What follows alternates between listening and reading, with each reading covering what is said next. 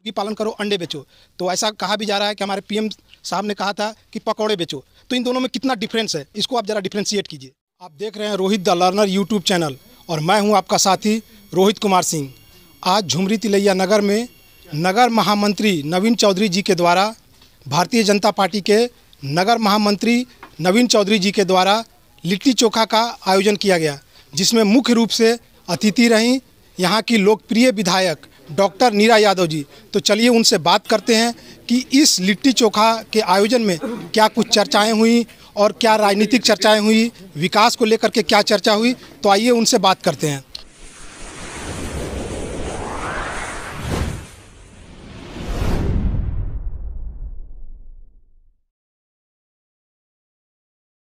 हमारे सामने हैं यहाँ की लोकप्रिय विधायक डॉक्टर नीरा यादव जी।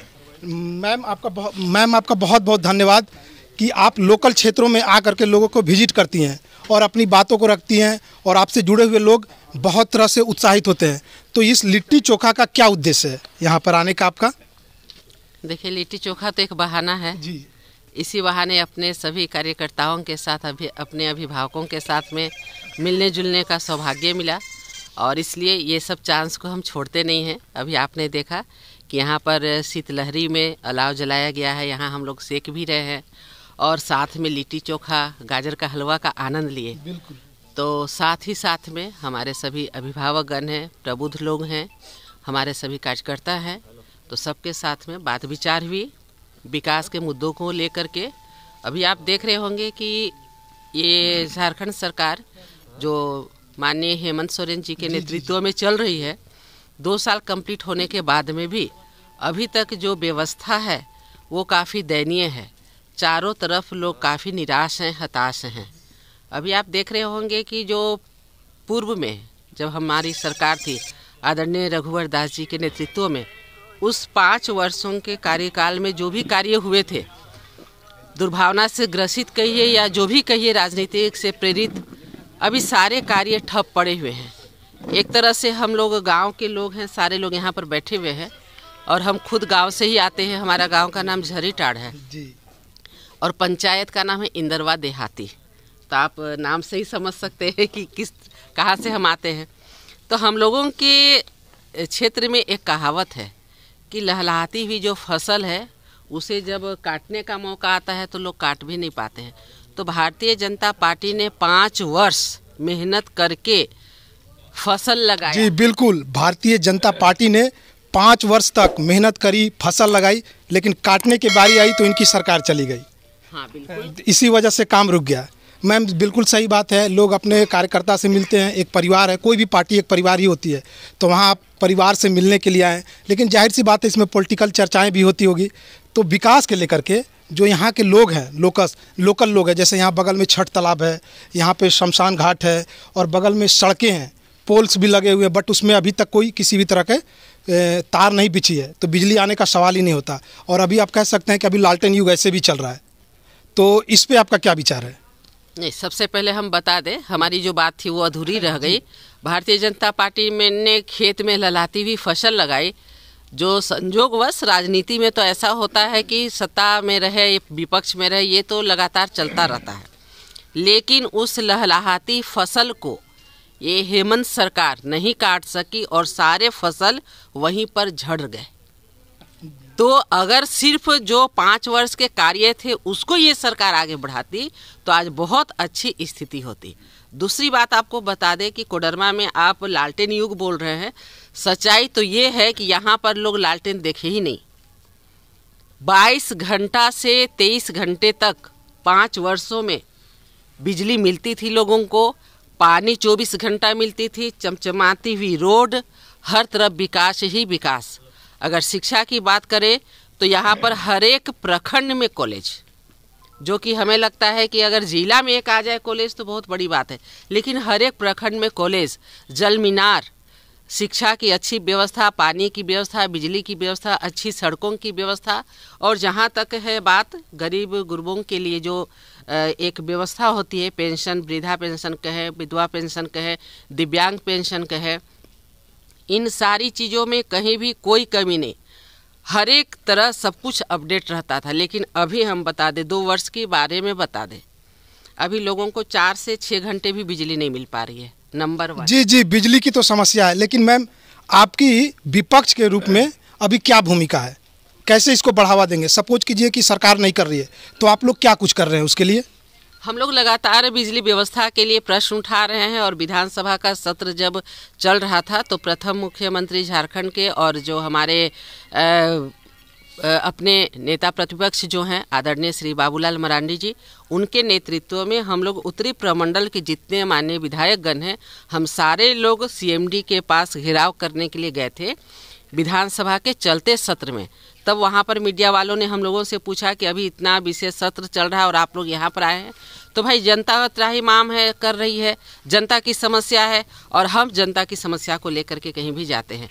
तो हम लोगों ने सीएमडी का घेराव किया। वहाँ पर बिल्कुल हम लोगों ने चेतावनी दी कि हमारी जनता जो है सो लगातार जो भी उसके पास में पेमेंट होता है वो सरकार को पेमेंट कर रही है, तो फिर आखिर बिजली हम लोगों को क्यों नहीं मिल रही है? तो कहीं ना कहीं जी बिल्कुल, आप लोगों ने सीएमडी का घेराव किया। तो जैसा कि आज लिट्टी चोखा का प्रोग्राम था, आप देख रहे हैं कि बातों में पॉलिटिकल चर्चा भी शुरू हो गई।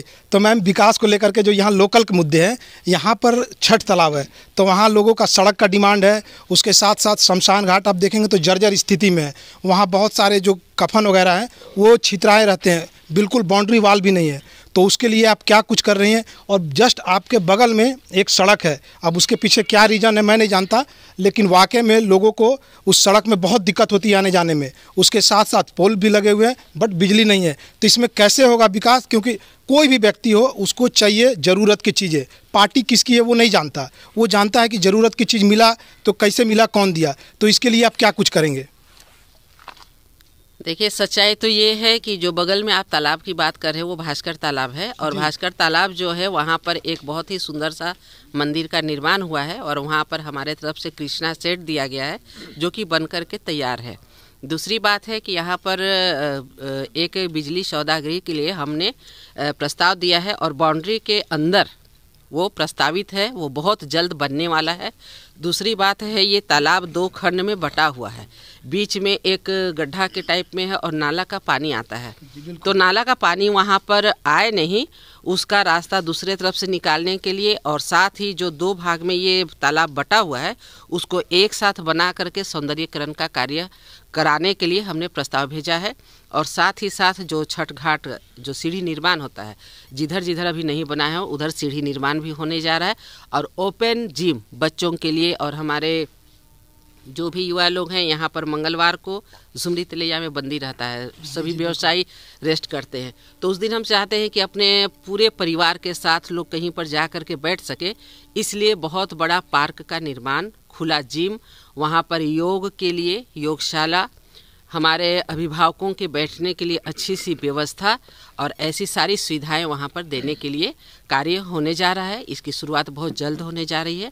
और दूसरी बात जो सड़क की बात कर रहे हैं, संजोग से हम लोग जहाँ बैठे हैं वही एक सड़क बाकी है, शायद ऐसे कुछ 2-4 चंद सड़कें ही बाकी है, वरना आप दिया तले ही अंधेरा होता है, हो सकता है ये रीजन रहा हो। अब हमको जान करके शायद ये लोग यहाँ पर लिट्टी चोखा प्रोग्राम कराए हो ये रोड देखने के लिए, ये भी हो सकता है कि चलो लिट्टी चोखा भी खिलाए और साथ में रोड भी दिखा दे। तो ये रोड को हम देखे हैं और ये बहुत जल्दी बनने जा रहा है। और दूसरी ओर जो आप बोल रहे हैं कि पोल लगा हुआ है, लाइट नहीं है, तो जब हमारी सरकार थी तो हम लोगों ने कोशिश की थी कि जहाँ आज़ादी के बाद से बिजली की व्यवस्था नहीं हो पाई है वैसे जगहों में भी बिजली पहुँच सके। इसलिए आप देख रहे होंगे कि पोल तो लगा हुआ है, बिजली नहीं, बहुत जल्द उसमें बिजली लग जाएगी। तो जैसा कि आप देख रहे हैं कि हमारे साथ हैं डॉक्टर नीरा यादव जी और काफ़ी कुछ इन्होंने कहा कि आने वाला समय में बहुत जल्द ही छठ तालाब के पास में पार्क होगा, उसमें योगशाला होगा, जिम्नास्ट होगा, तो कई सारे चीज़ें हैं, बैठने के लिए बुजुर्गों के लिए सीटें होंगी, तो कई सारे चीज़ें हैं जो आगे की योजना में आपको मिलेगी। तो अभी हम बात कर रहे हैं फिर इनसे कि अब केंद्र के लेवल पे क्या कुछ कहना चाहेंगे? केंद्र के लेवल पे केंद्र पे सारे लोग जान रहे हैं, हम तो केंद्र के लेवल से इनसे पूछना चाहेंगे कि जैसे यहाँ की जो सरकार है अभी हेमंत सरकार जो है सो रोजगार तो बिल्कुल दे नहीं पा रही है, जो वादा करी थी वो नहीं दे रही है। लेकिन अगर केंद्र के लेवल पे देखें तो वहाँ भी लोगों को निराशा ही हाथ लगा है। तो व्यक्ति जाए तो कहाँ जाए? यहाँ भी जॉब नहीं, वहाँ भी जॉब नहीं। एक जगह कहा जाता है कि आप मुर्गी पालन करो, अंडे बेचो, तो ऐसा कहा भी जा रहा है कि हमारे पीएम साहब ने कहा था कि पकौड़े बेचो। तो इन दोनों में कितना डिफरेंस है, इसको आप ज़रा डिफ्रेंशिएट कीजिए। देखिए, सबसे पहले बात तो हम बता दें आपको कि हमें हर एक समय, हम पक्ष में रहे विपक्ष में रहे, किसकी सरकार है, इससे अलग हट करके एक आम नागरिक बन करके भी हमें बात करनी चाहिए। और सबसे पहले आज हमें गर्व है कि हमारा जो शीर्ष नेतृत्व है वो आज ऐसे काम कर रहा है कि बड़े बड़े हॉस्पिटल भी बना रहा है, श्री राम मंदिर भी बना रहा है, दिव्य काशी को भव्य काशी भी कर रहा है। और दूसरी ओर हमारे बच्चों को कहीं दिक्कत ना हो, हमें कहीं कोई परेशानी नहीं हो, इतनी बड़ी जो महामारी आई इससे लोगों को कोई तकलीफ नहीं हो। आज लोग पीपीपी किट क्या होता है और मास्क क्या होता है ये सारी चीज़ों को नहीं जानते थे। सिर्फ अगर डॉक्टर्स जानते होंगे अलग बात है, बाकी हम लोग आम जन तो नहीं जानते थे। कॉमन पीपल नहीं जानते। लेकिन आज स्वदेशी 2-2 वैक्सीन लाना, और आज जो तीसरी लहर को आप देख रहे होंगे कि तीसरी लहर एक ओमिक्रॉन जैसे एक फिर से महामारी का नाम जुड़ जाना कोरोना के ये अलग वेरिएंट के नाम पे, तो कहीं ना कहीं आज जो लोग भयभीत थे दूसरी लहर में, हमारे बगल में रितेश माधव जी बैठे हुए होंगे, दूसरी लहर के समय हम लोगों ने अपने करीब के लोगों को किस प्रकार खोया है वो दर्द आज भी महसूस करते हैं। लेकिन हमें गर्व है कि हमारा जो शीर्ष नेतृत्व है वो एक एक लोगों की चिंता करके आज हम 80% लोग वैक्सीनेशन ले चुके हैं। और थर्ड वेव की जब बात आ रही है तो यहाँ बच्चों को देने की बात आ रही है, आज बच्चों को भी वैक्सीन लगना शुरू हो गया है, तो हमें इसका गर्व है। दूसरी बात अगर हम कहें कि हम एक भारतीय नागरिक होने के नाते हमें गर्व होना चाहिए कि हमें सुरक्षा की बहुत बड़ी व्यवस्था की है। पहले हम आधुनिक हथियार लेते थे, आज हम उसे बेच रहे हैं, दूसरे देशों को आज हम सप्लाई कर रहे हैं। तो हम सुरक्षा की बात, अपने देश को मजबूत करने की बात, दूसरी तरफ रोजगार की जो आप बात कर रहे हैं, पकौड़े बेचने और अंडे, ये मैम मेरा सवाल नहीं है, ये पूरे जनता का सवाल है। नहीं तो हम बता दें कि कभी कभी हम बड़े बड़े भी कार्य करते हैं और हमारे शीर्ष नेतृत्व जो आदरणीय प्रधानमंत्री नरेंद्र भाई मोदी जी बैठे हुए हैं, उनकी पूरी टीम हर समय बड़ी बड़ी इमारतें बनाती है, मंगल तक जाने का सपना देखती है, तो जो हमारे पुराने घर है उसको भी रिपेयरिंग का कार्य कराती है। हमारा तो ये संस्कार है कि हम अपने पुराने घरों को भी देखें और मंगल तक जाने की बात करें। तो हमारा हर समय कार्य रहता है चहुमुखी विकास, सभी लोगों को साथ लेके। ये हमारा नारा नहीं है सबका साथ सबका विकास और सबका विश्वास, ये हमारी निष्ठा है, ये हमारी सोच है, ये हम निष्ठा पूर्वक ये कार्य को करते हैं। इसलिए जैसे सूर्य की रोशनी हर एक घर में पहुंचती है, वैसे विकास की रोशनी हर एक घर में देने का कार्य होती है। जी बिल्कुल, अभी आप सुन रहे थे डॉक्टर नीरा यादव को। प्रोग्राम में कई सारे गणमान्य लोग उपस्थित थे, वहाँ पर डॉक्टर नीरा यादव भी उपस्थित थी, तो उनसे बहुत सारी हमने बातें की। तो फिर मिलते हैं नए वीडियो में, तब तक के लिए जय हिंद, भारत माता की जय, वंदे मातरम।